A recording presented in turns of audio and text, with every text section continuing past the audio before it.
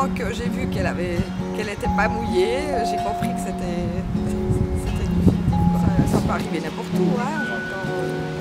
On n'est pas maître de temps, hein, en fin de compte.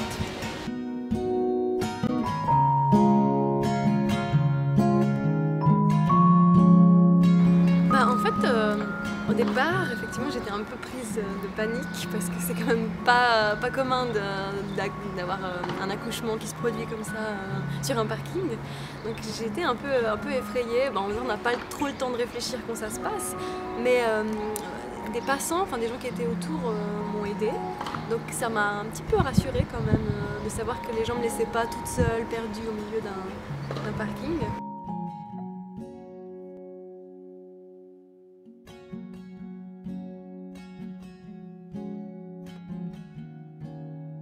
Le but de la Journée internationale de la sage-femme, c'est de communiquer au monde entier que le monde a besoin de sages-femmes aujourd'hui plus que jamais.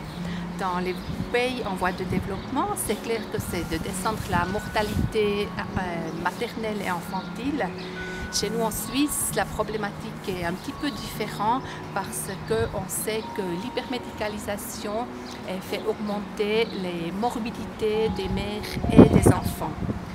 Les sages-femmes, ils peuvent en faire beaucoup pour diminuer cette morbidité maternelle et infantile qui est induite parce qu'on fait trop d'interventions médicales qui ne sont non justifiées à la situation normale. Et puis après, il y a une sage-femme qui est arrivée et puis elle m'a posé des questions qui étaient pertinentes, elle était efficace, sûre d'elle. Moi, je me suis sentie en confiance quand elle est venue. Je me suis dit là, voilà, je peux accoucher, je sais que rien ne va arriver, que je suis en sécurité. Voilà. Les sages-femmes, elles peuvent exercer comme employées dans des hôpitaux, mais elles peuvent également travailler comme indépendantes. Et puis elles travaillent comme ça dans les maisons de naissance, à domicile, dans les centres de santé ou des cabinets de sages-femmes. Le monde a besoin de sages-femmes plus que jamais dans le monde et en Suisse.